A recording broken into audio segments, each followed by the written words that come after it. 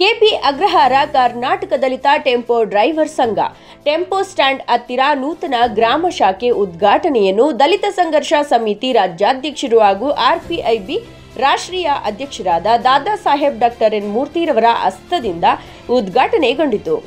ಇದೇ ಸಂದರ್ಭದಲ್ಲಿ ಜೈ ಭೀಮ್ ಅಖಿಲ ಭಾರತ ದಲಿತ ಸೇನೆ ರಾಜ್ಯಾಧ್ಯಕ್ಷರಾದ ಬಿಆರ್ ಮುನಿರಾಜುರವರು, ದಾಸಂಸ ಜಿಲ್ಲಾಧ್ಯಕ್ಷರಾದ ಜಿ ಸುಬ್ರಹ್ಮಣ್ಯರವರು, ಕೆಪಿ ಅಗ್ರಹಾರ ಗ್ರಾಮ ಅಧ್ಯಕ್ಷರಾದ ಕೆ ಕುಮಾರ್ ರವರು, ಉಪಾಧ್ಯಕ್ಷರಾದ ಜಗನ್ನಾಥನ್ ರವರು, ಪದ್ಮನಾಭನಗರ ಕ್ಷೇತ್ರ ಅಧ್ಯಕ್ಷರಾದ ಆರ್ ಸುಂದರ್ ರವರು ಹಾಗೂ ಸರವಣನ್ ರವರು ಸೇರಿದಂತೆ ಇನ್ನು ಅನೇಕ ಮುಖಂಡರು ಉಪಸ್ಥಿತರಿದ್ದರು.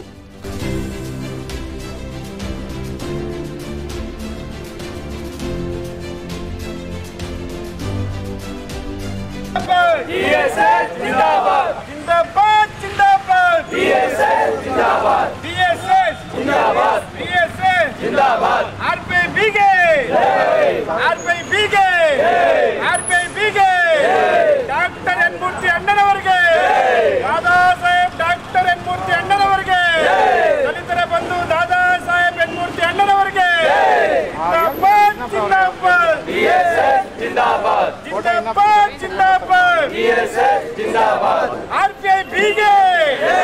ಆರ್ಪಿಐಬಿಗೆ ದಾದಾ ಸಾಹೇಬ್ ಎನ್ ಮೂರ್ತಿ ಅಣ್ಣನವರಿಗೆ, ದಾದಾ ಸಾಹೇಬ್ ಎನ್ ಮೂರ್ತಿ ಅಣ್ಣನವರಿಗೆ, ದಲಿತರ ಬಂಧು ದಾದಾ ಸಾಹೇಬ್ ಎನ್ ಮೂರ್ತಿ ಅಣ್ಣನವರಿಗೆ.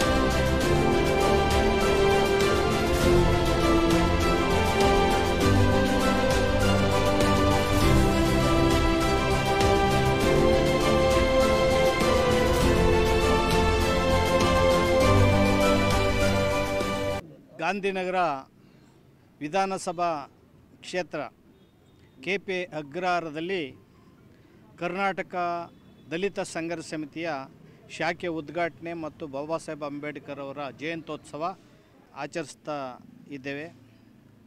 ಈ ಕಾರ್ಯಕ್ರಮವನ್ನು ಕುಮಾರು ಗ್ರಾಮ ಶಾಖೆ ಅಧ್ಯಕ್ಷರು ಮತ್ತು ನಮ್ಮ ಸುಂದರರು, ಹಿರಿಯ ಮುಖಂಡ ಆಗ ಜಿಲ್ಲಾಧ್ಯಕ್ಷರಾದ ಜಿ ಸುಬ್ರಹ್ಮಣ್ಯ ಅವರು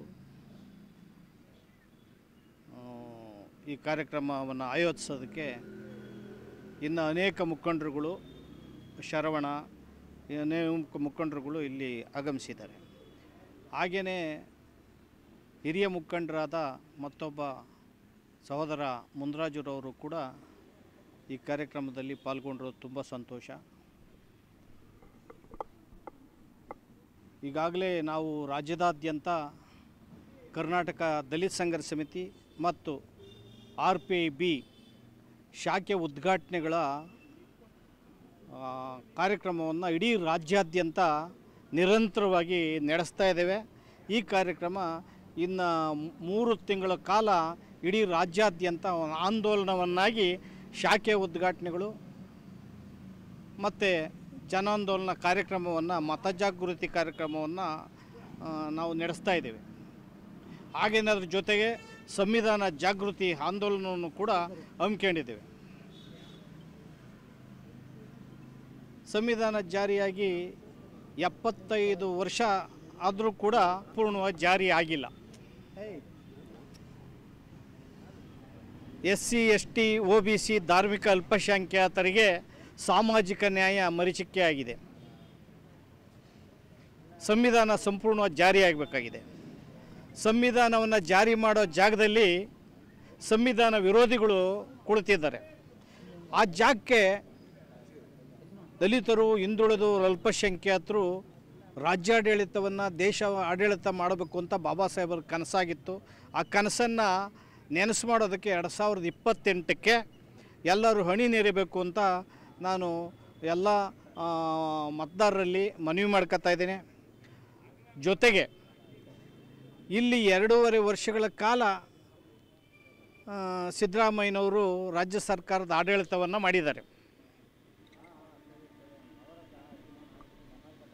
7 ಜನ ನ್ಯಾಯಾಧೀಶರು ಪರಿಶಿಷ್ಟ ಜಾತಿಯವರ ಮೀಸಲಾತಿ ವರ್ಗೀಕರಣ ಮಾಡೋಕ್ಕೆ ಆದೇಶ ಕೊಟ್ಟರು ಕೂಡ ಇದುವರೆಗೂ ಕೂಡ ನಾಗಮೋಹನ್ ದಾಸ್ ಆಯೋಗ ಮಾಡಿದರು,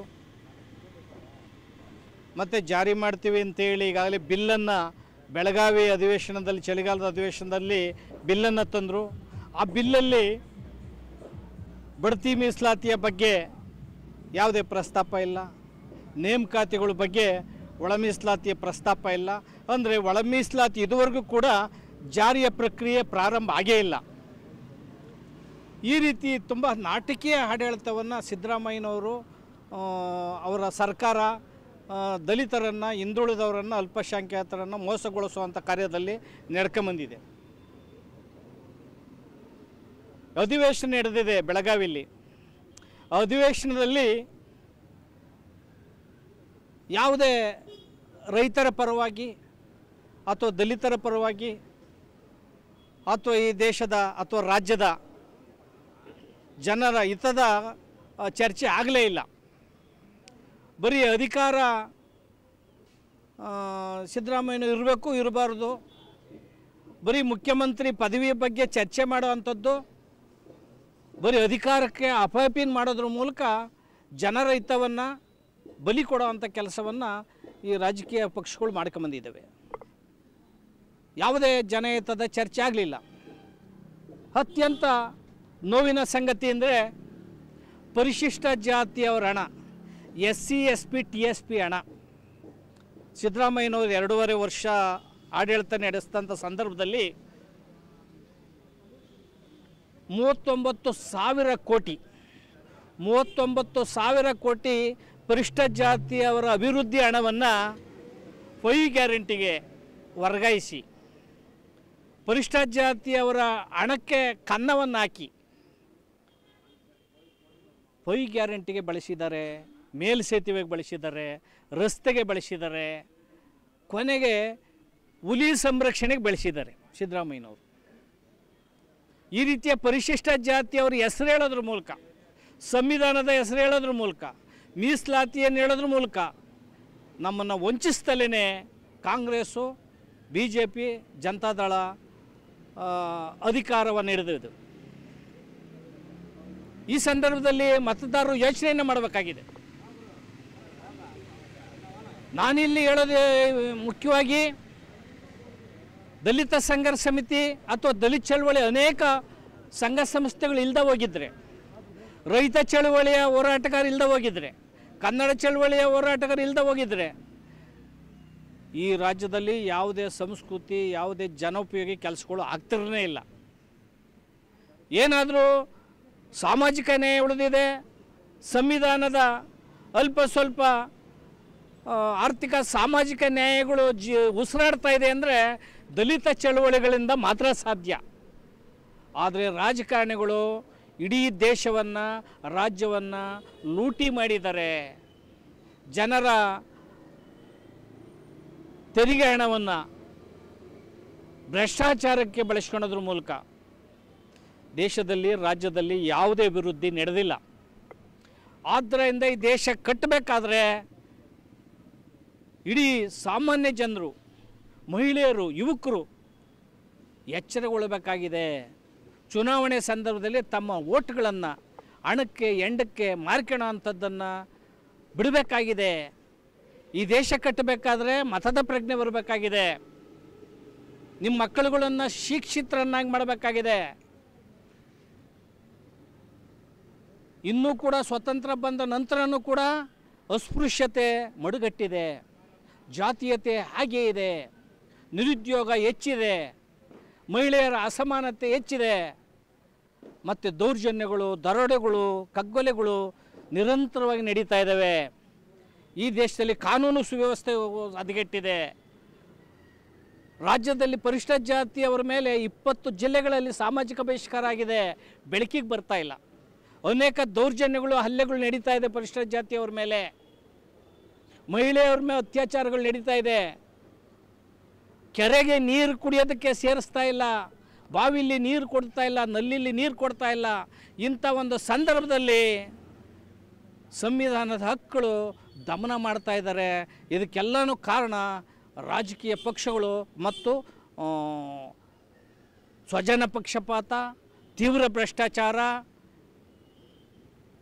ಮತ್ತು ಅಪರಾಧೀಕರಣ ಮಾಡುವಂಥ ರಾಜಕೀಯ ಪಕ್ಷಗಳು ಮತ್ತು ರಾಜಕಾರಣಿಗಳು ಕಾರಣ ಆಗಿದ್ದಾರೆ. ಇದಕ್ಕೆ ಯುವಕರು ಎಚ್ಚರಗೊಳ್ಳಬೇಕು ಅಂತ ಈ ಮೂಲಕ ಹೇಳೋದ್ರ ಮೂಲಕ ಈ ಶಾಖೆಗಳನ್ನು ಹೆಚ್ಚು ಮಾಡಿ ಜನಜಾಗೃತಿಯನ್ನು ಉಂಟು ಮಾಡೋಕ್ಕೋಸ್ಕರ ನಾವು ಸಂವಿಧಾನ ಜಾಗೃತಿ ಆಂದೋಲನ ಮತ್ತು ಮತ ಜಾಗೃತಿ ಆಂದೋಲನವನ್ನು ಇನ್ನು 3 ತಿಂಗಳ ಕಾಲ ಹಳ್ಳಿಗಳಲ್ಲಿ ಭೀಮರಥವನ್ನು ನಾವು ಮುಂದೆ ಕೊಂಡೊಯ್ತಾ ಇದ್ದೇವೆ. ಎಲ್ಲರಿಗೂ ಜೈ ಭೀಮ್ ಬಂಧುಗಳೇ. ಇವತ್ತು ಗಾಂಧಿನಗರ ವಿಧಾನಸಭಾ ಕ್ಷೇತ್ರದಲ್ಲಿ KP ಅಗ್ರಹಾರ ಗ್ರಾಮದಲ್ಲಿ ಒಂದು ನೂತನ ಗ್ರಾಮ ಶಾಖೆಯನ್ನು ಉದ್ಘಾಟನೆ ಮಾಡಿದ್ದಾರೆ. ಭಾಳ ಸಂತೋಷವಾದಂಥ ವಿಚಾರ. ಇದು ಯಾವಾಗಲೂ ಮಾಡಬೇಕಾಗಿತ್ತು ಕಾರ್ಯಕ್ರಮಗಳ, ಆದರೂ ವಿಳಂಬ ಆದ್ರೂ ಭಾಳ ಚೆನ್ನಾಗಿ ಅಚ್ಚುಕಟ್ಟಾಗಿ ಇವತ್ತು ನಮ್ಮ ಯನ್ನಮೂರ್ತಿ ಅಣ್ಣನವರ ನೇತೃತ್ವದಲ್ಲಿ ಗ್ರಾಮ ಶಾಖೆ ಉದ್ಘಾಟನೆ ಆಗಿದೆ. ಭಾಳ ಅಭಿನಂದನೆಗಳನ್ನು ಸಲ್ಲಿಸ್ತಾ ಇದ್ದೀವಿ. ಅದೇ ರೀತಿಯಲ್ಲಿ ಇನ್ನೂ ಈ ಗಾಂಧಿನಗರ ಕ್ಷೇತ್ರದಲ್ಲಿ ಇನ್ನೂ ಹಲವಾರು ಕಡೆ ಗ್ರಾಮ ಶಾಖೆಗಳನ್ನು ಉದ್ಘಾಟನೆಯನ್ನು ಮಾಡಿ, ಜೊತೆಗೆ ಇವತ್ತು ರಿಪಬ್ಲಿಕನ್ ಪಾರ್ಟಿ ಆಫ್ ಬಿ ಎಂಬ ಪಾರ್ಟಿಯನ್ನು ಕಟ್ಟಿದ್ದಾರೆ. ಮುಂದಿನ ದಿನಗಳಲ್ಲಿ ಒಳ್ಳೆಯ ವಿಧಾನಸಭಾ ಕ್ಷೇತ್ರದಲ್ಲಿ ಸ್ಪರ್ಧಿಸಿ ಜಯ ಗಳಿಸಬೇಕಂತೇಳಿ ನಾನು ಅಭಿನಂದನೆಗಳು ಸಲ್ಲಿಸ್ತಿದ್ದೇನೆ. ಜೈ ಭೀಮ್, ಜೈ ಭಾರತ್, ಜೈ ಅಂಬೇಡ್ಕರ್.